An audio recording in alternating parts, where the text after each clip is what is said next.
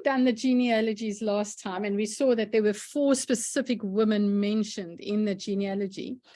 When I went now back and I said I was going to look at different lessons we learned from the different women mentioned in the genealogy, I came across that there's a lot of unnamed women in the Bible and in the genealogy as well. So I thought, well, maybe this time around, let's first look at the unnamed women in the Bible and see what lessons we can learn from them as a start.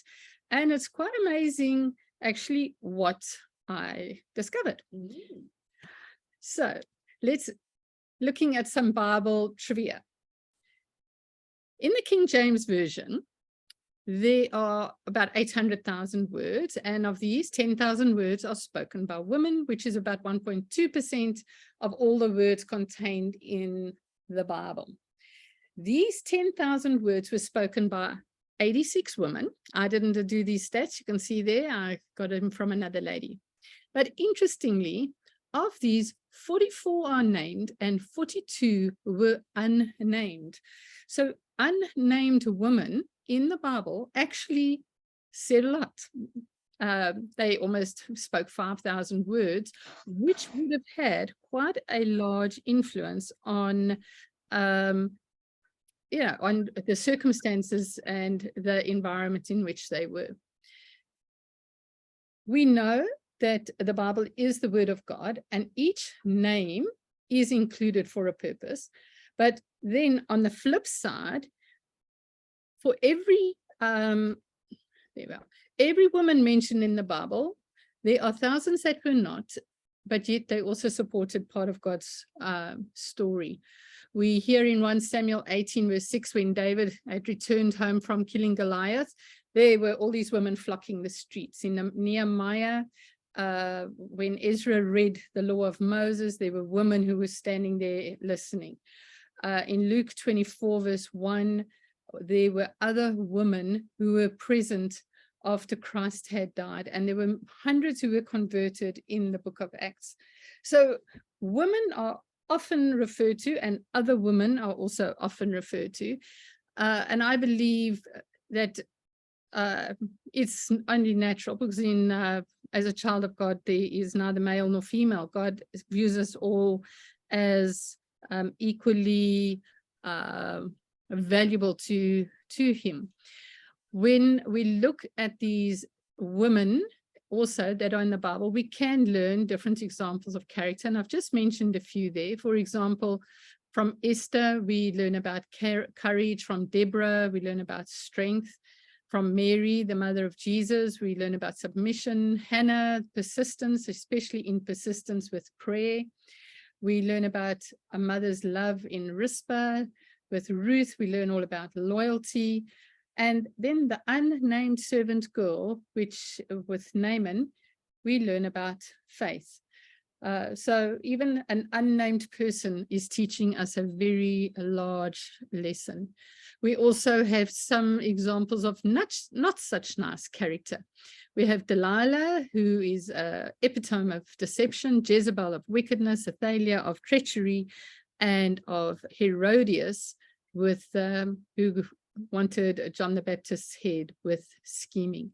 So isn't it interesting how we can be looking at all these different individual women and be learning different parts of characters of God, but which we can also apply in our own life.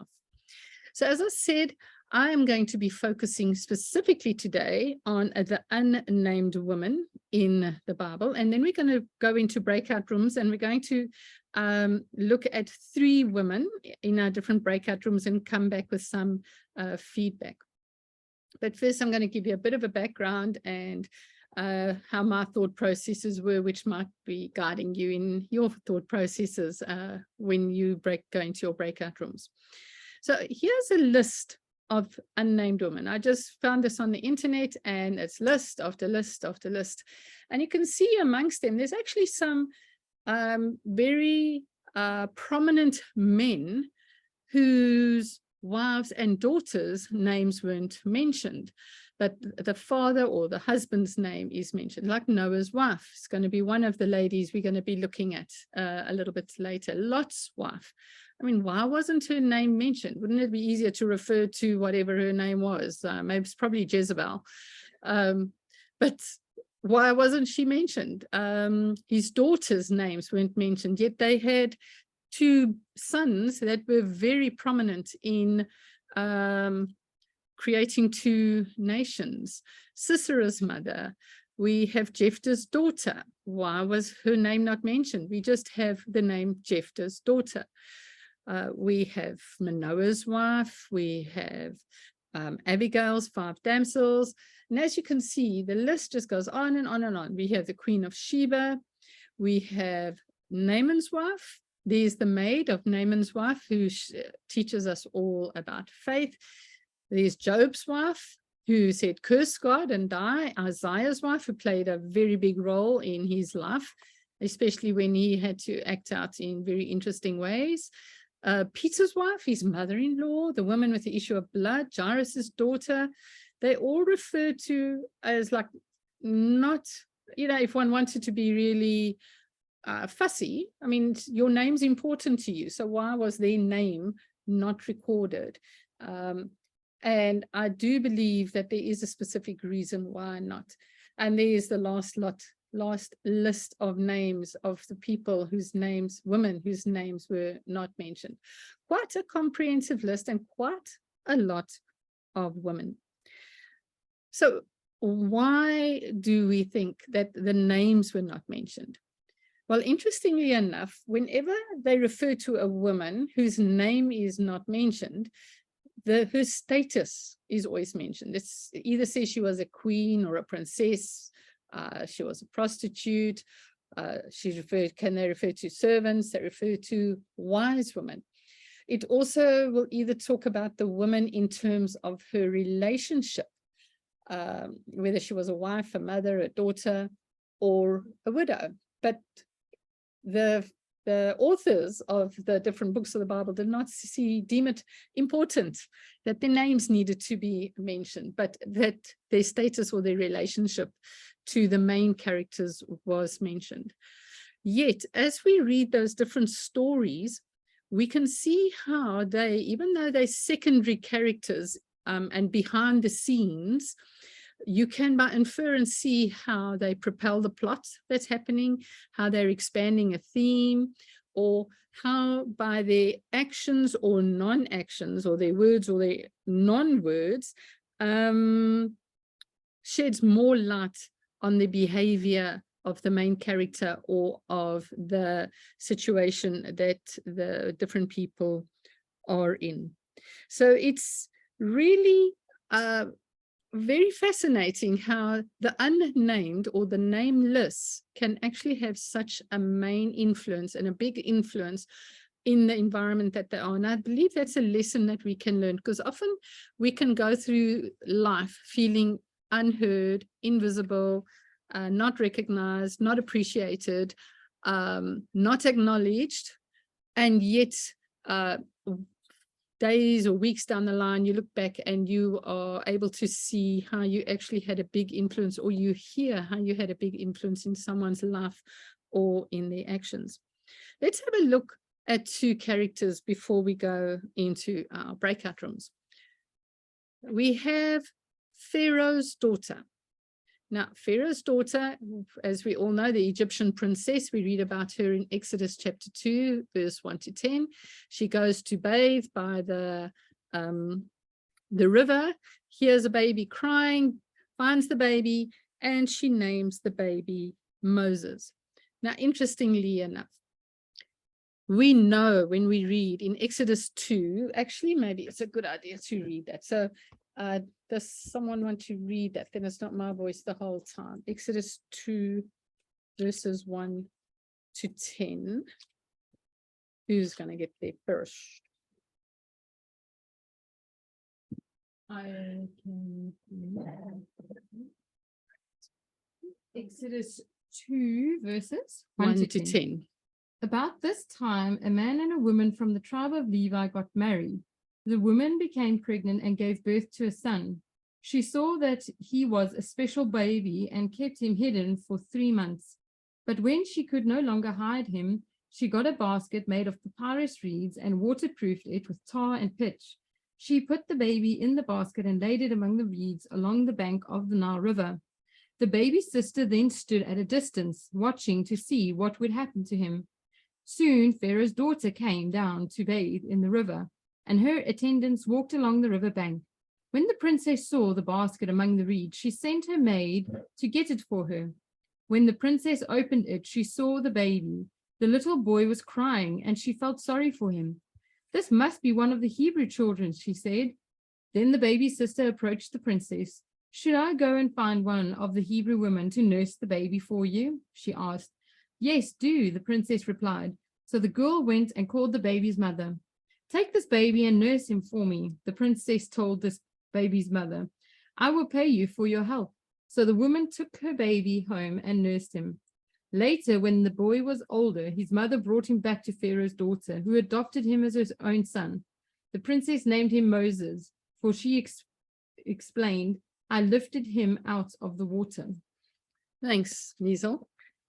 Now, how many of you have read that passage, and when you read the boy's sister, your brain says Miriam? And when you read the man and the woman, you read Jochebed and Amram. But did you notice that in that whole section from verse 1 to verse 10, not one name is mentioned, except the baby Moses? Only Moses' name is mentioned there. No one else. It's all unnamed people. The whole story in that section has got no names. And then why I say she knew the baby's origin, well, she says there it's a Hebrew child, but the name Moses that she gives to the baby actually comes from a root word in Hebrew, which means to draw out of. So she definitely knew and understood Hebrew. This shows that she was, and we know this, she was defying her father's orders. But she was also an independent thinker. She was not going to just do and jump to her father's, whatever her father was asking everyone to do. I mean, within the palace, there was absolutely no authority over his own daughter. And she eventually, because of her actions, she is the deliverer of the one who becomes the big deliverer. Where to her, she was just saving a baby boy. But yet, what in God's greater plan, we needed to have exactly that person whose name is not even mentioned to be there to deliver baby Moses out of the water. Just as an aside, the first time Jochebed is identified is only in Exodus chapter 6, verse 20, in another list of genealogies. And Miriam, his sister, who went to go and fetch the mother, is only identified in Exodus chapter 15, a whole 13 chapters later. And when she's identified as a prophetess for Israel. She's shown as a leader because she leads a whole lot of people in rejoicing and celebrating when the Israelites are saved from Egypt, or delivered from Egypt. Let's have a look at another unnamed woman, also an interesting lady. We have the widow of Zarephath in 1 Kings chapter 17. So what do we know of this story? It's the first time we read of Elijah as well. He just suddenly jumps into the picture.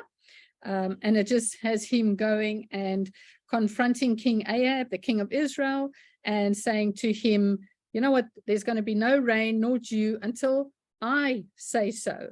And then God says to Elijah, okay, well, go to a river and stay there until I show you to move on. And you can imagine this guy pitches up, says very interesting things to a king, and then disappears again by a river. But at the same time, God is working behind the scenes. We read in 1 Kings chapter 17 that God actually commands the widow to feed Elijah, that this man is going to come her way and that he would like her to feed this person that is coming her way. Now, I mean, try and put yourself in this widow's position as well. I mean, no one has heard of Elijah. He's not been declared a prophet yet. He has just come. He's made a king very, very upset. And then, as I say, in 1 Kings 17, verse 8, when he speaks to Elijah, he says, go to the village of Zarephath. I have instructed a widow there to feed you. So she has had communication with God to feed Elijah.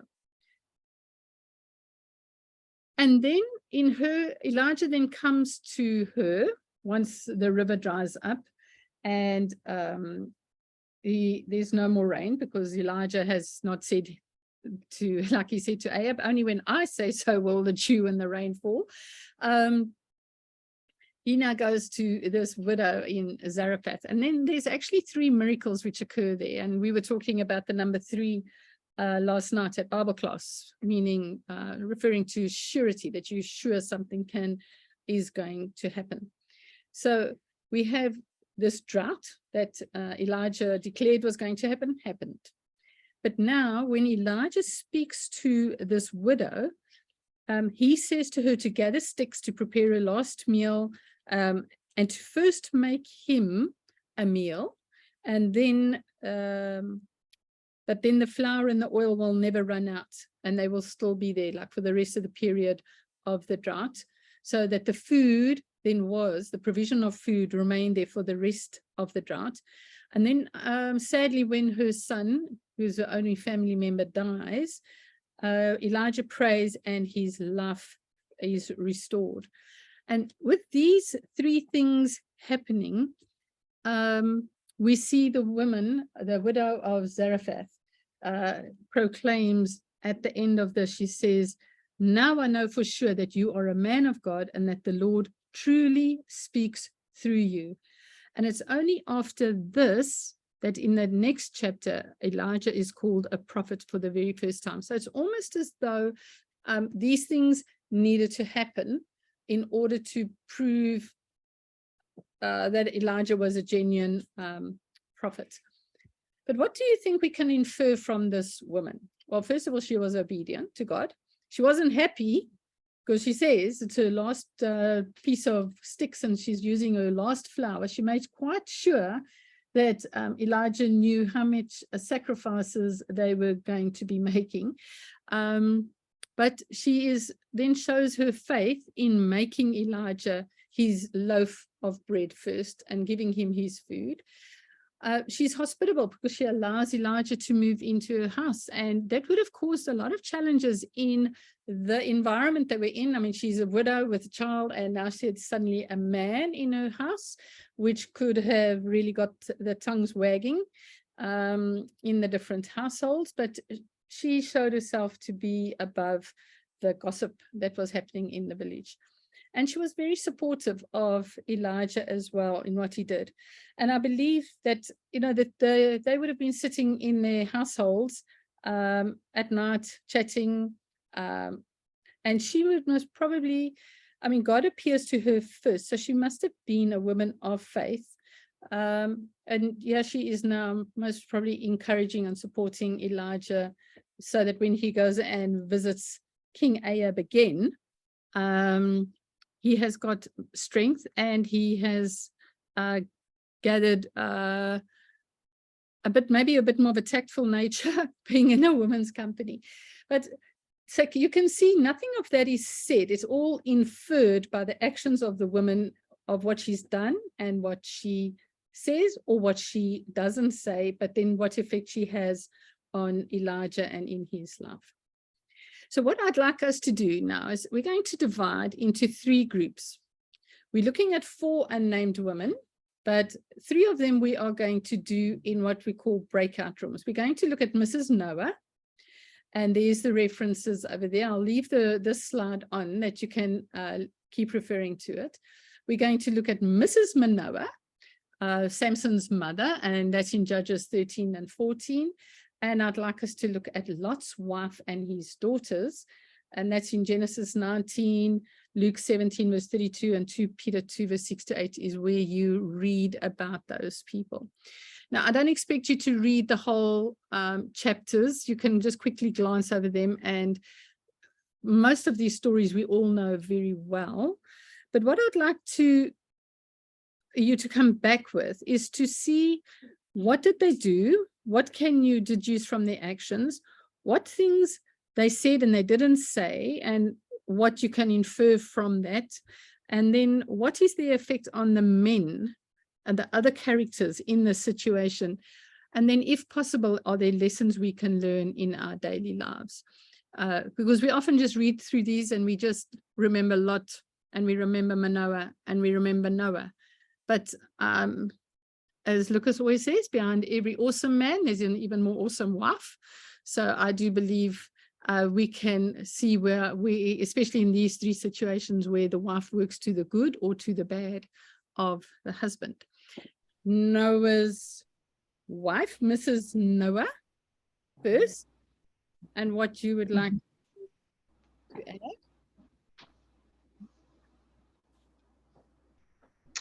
Where did she go? Yola, you want to go from your notes? I didn't make much notes.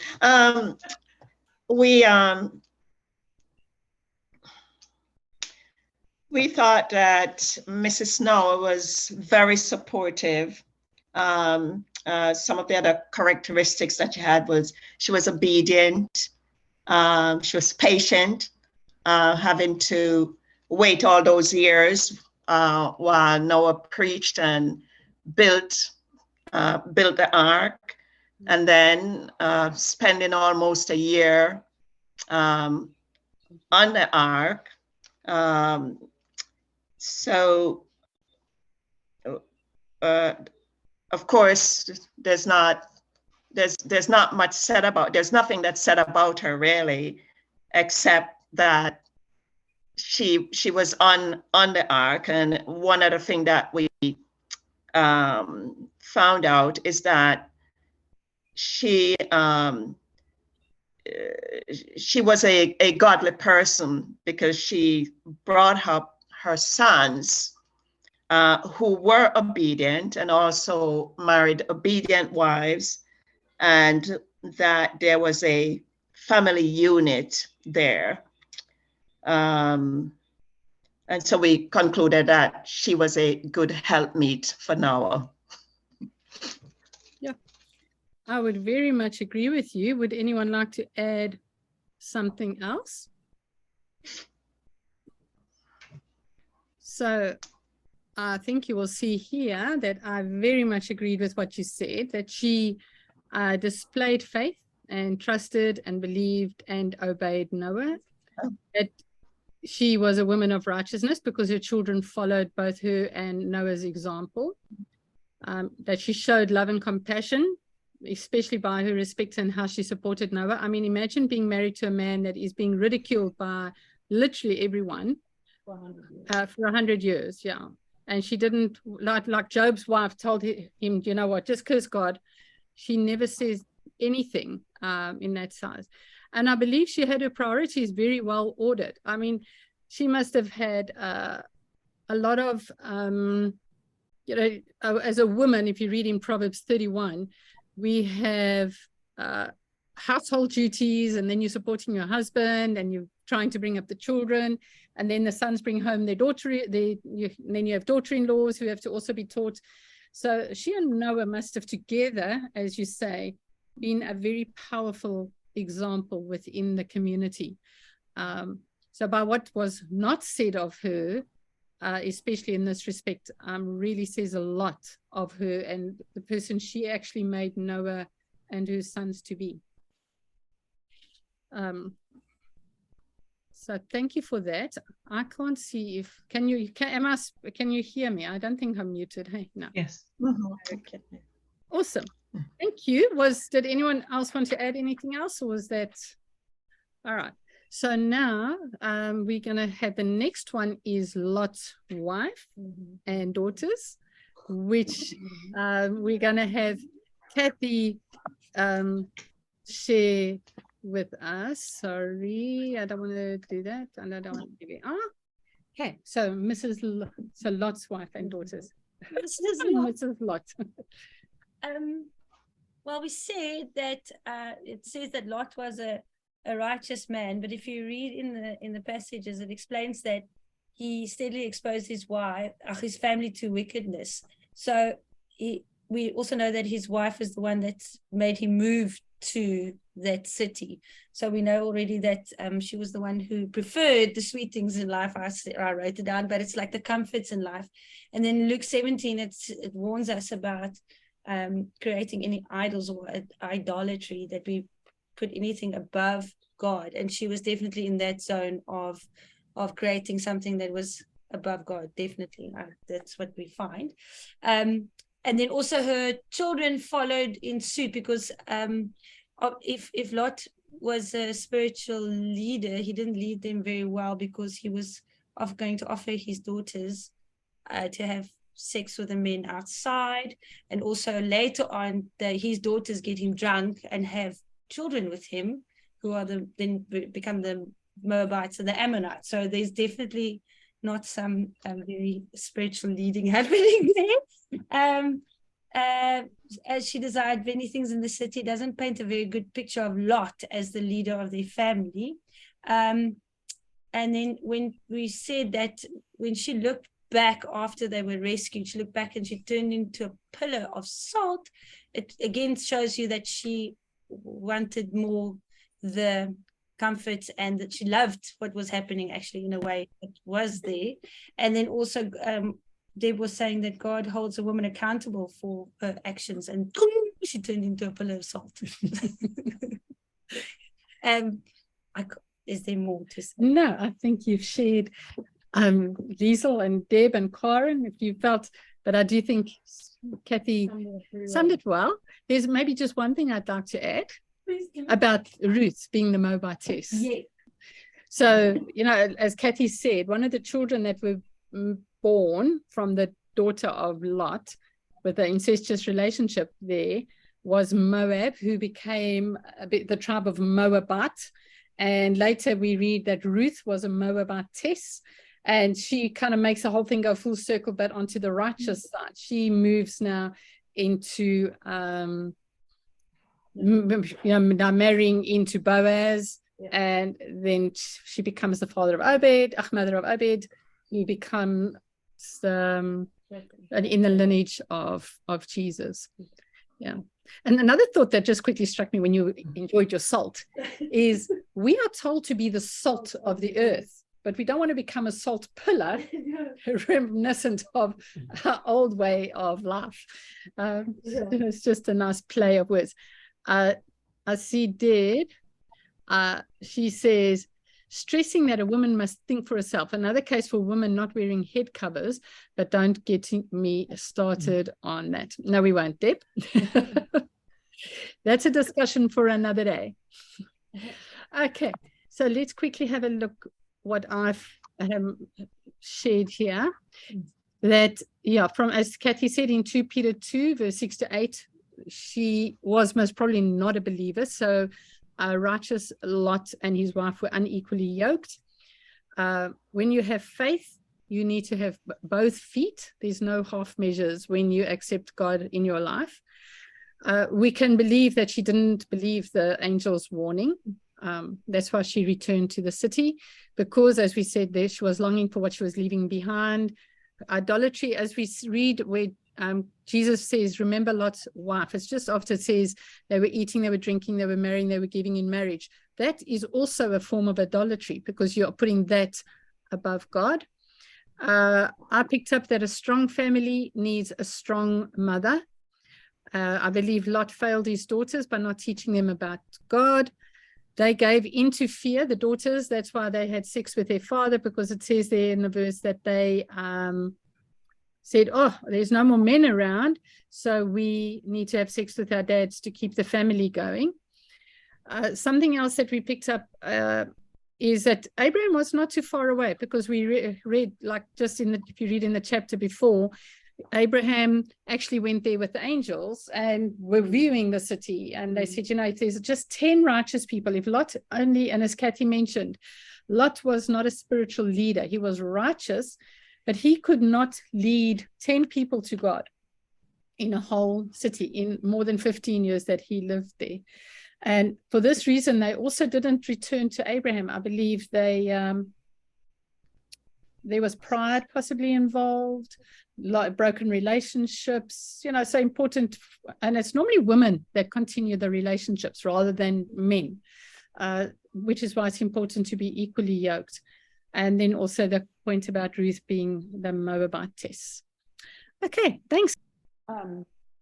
So the wife of Manoah, who was Samson's mother, was given instruction directly from God via an angel. And as Mom pointed out, it was very strict instruction and apparently very specific that she should, avoid alcohol. And he would be a Nazarite from birth until death. Mm-hmm. So his life was to be changed. Mm-hmm. Another point that we brought out was that she was very faithful and she prayed a lot. She was included. Okay.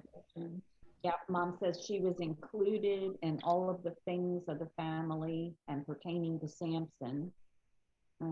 If you notice, her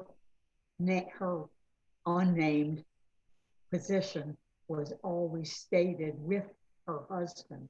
It always said the wife of Manoah. Mm-hmm. So she was included in things, as lots of women at that time were not. Mm-hmm. Mm-hmm. Very good point. Yeah.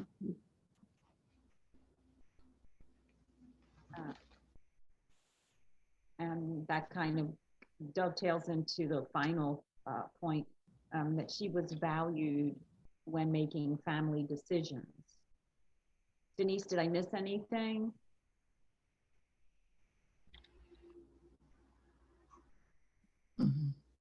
Okay. Yeah, that's great. It's so nice to hear that, because I mean, I put my thoughts down, and then to hear your thoughts are very much in line with mine. I'm like, oh, I'm so glad. So, like you mentioned, the angel appeared to her. So she must have been a person that was used to praying and having communion with God. She did respect her husband a lot, like as what you brought out as well. You always hear about Manoah and his wife, but even though the angel appeared to her, she always deferred to her husband's authority, really showing respect. As you mentioned as well, I pick up with her keeping the Nazarite vow, that she was faithful and obedient and in everything she did. And that it was from her side that she encouraged Manoah to have a deeper relationship and a trust with God, because that section where, remember, Manoah suddenly realized it's an angel, and he says, oh, now we're going to die because we've seen God. And again, it's three things. It's she that says to him, there's three things I picked up. So she was very perceptive, seeing meaning behind the meaning. And those are the three things that I thought, often in our own lives, we can be aware of situations where we might have these signs. Because she says that this man had accepted the offering, he'd showed them all the things, and he told them things as they are at this time. And that's in verse 23. And the last thing that I picked up was that she trusted, they both trusted God and his guidance when Samson went wayward. They must have been very heartsore when Samson, who they've raised, I mean, they've been living a life as godly as they possibly can. Samson suddenly goes and does all these unexplainable things. They didn't blame themselves. They could have queried, where did we go wrong? But often you know, when your children grow up, they make their own decisions. And you can only lay the foundation and always be there like the prodigal son for your children, but you can't control their lives and their actions in every way. At some place you have to, like they say, set a bird free and let them see where they go to. So I do believe this is also one of the lessons when you read Judges 13 and 14, just to get encouragement to know that God is still at work in your child's life, even if they are suddenly displaying behavior that just goes so against your grain. Share about Jephthah's daughter, because nothing is actually said of her. A lot said about her father. And in Hebrews 11, verse 32, we read that he's of the lineage of the faithful. So, you know, God doesn't get cross with Jephthah for this rash vow that he made. And as we know, he is, you can see in the picture there, he's very distraught when his daughter comes to greet him. So we can infer from her behavior that, where am I here? She was a very carefree, happy girl who was very close to her father and she was rejoicing with another person's joy. Really, those are nice people to have in your company. But then she loved and respected her father, because she says that I will do, because you have made this promise, I will abide by what the repercussions of the promise that you have made. And encouraged her father to keep his word. She was then obedient. She didn't throw a little, as I would call it, a hissy and say, you know, Dad, you are so silly to have done this. It's my life. Look what you've done. You've put my life on the line. She just was obedient to what her father now wanted her to do. So he had actually taught her well. I don't want to say taught her well, but, you know, guided her well, shown obviously in his behavior that he was also obedient to others. She was humble in that she abided by what the consequences were going to be. And I do believe that both she and her father believed that God was going to be gracious, because we know God does not want human sacrifices. So even though Jephthah had said that he would offer up whatever came out of his household, that God doesn't want human sacrifices. And as in that another study that we've done about Jephthah's daughter, I do believe that she was blessed to go and work in the temple, become one of the temple virgins, serve in the temple, and that she was the surrogate mother of Samuel, who actually taught Samuel in when Hannah brought Samuel to the temple. So she had a massive influence in one of the greatest prophets that ever lived. So that being Jephthah's daughter. Big lesson we must learn: to make a promise to God is not a small thing. It's one of the things I always ask my children to never say you promise, promise, promise, rather say you're going to do the best you can, because a promise is a promise. And can have very heavy, grave consequences if you have not thought things through before making a promise. We've looked at a lot of Old Testament characters. Interestingly, in the New Testament, there's a lot of episodes where Jesus showed a lot of care for the nameless. We have in Matthew 9 where Jesus healed a woman who bled for many years. Her name is not recorded. It's more the action and her faith that we are wanting to, I believe God wants us to remember. In Luke 4 verse 38, we read about him healing Peter's mother-in-law. I mean, if her name was, I don't know, Diana, it could have been just as easy to say he healed Diana, but it specifically says Peter's mother-in-law. And I believe they're inferring a very close relationship. It's not his mother, it's his mother-in-law. And also the 12-year-old daughter of Jairus. So Jesus refused to leave women. I mean, God says he focuses very much and asks us to focus very much on the women, children, and the orphans, because he does realize women are more vulnerable. Women are more susceptible to emotions, and often can have do have a lot more need, in the sense that they identify other people's needs as well. So Jesus shared his generous love and his power with all these different women. And I believe all he's asking us to do is do the same. Not be upset when we are doing his work and we are not noticed, acknowledged, we get tired. The duties of hospitality fall on our shoulders, and being with the children often falls on the women's shoulders.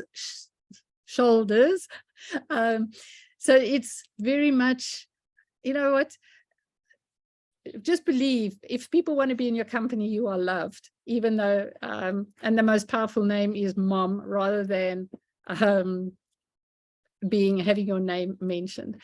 So I'm hoping that you have taken home a couple of thoughts and ideas which one can apply in our own lives, and encourage us to actions as we go ahead in the next week. So in closing, I'm going to close in prayer, and it's a beautiful prayer I found on the internet, so it's not my own words, but I did enjoy the thoughts it shared, and I'll read that for us now.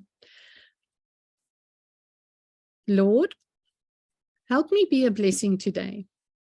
Help me to lessen the load of others. Equip me to encourage and cue me to show compassion. Where I can, help me walk alongside those who need a friend, with a listening ear and a helping hand. Help me to not add to the burden of any person in any way. Allow me to voice words of sympathy, sorrow, and caring. Help me to also speak blessings, compliments, and congratulations wherever I'm able. Give me a heart to comfort and not compare, and to serve without strife. Lord, open my eyes to the ones who feel invisible. Allow me to see those who aren't seen. May I notice those who feel unnoticed. Lead me to love without conditions, believe the best in others, and shine your light to everyone I meet. I pray others will see Jesus in me today. Amen.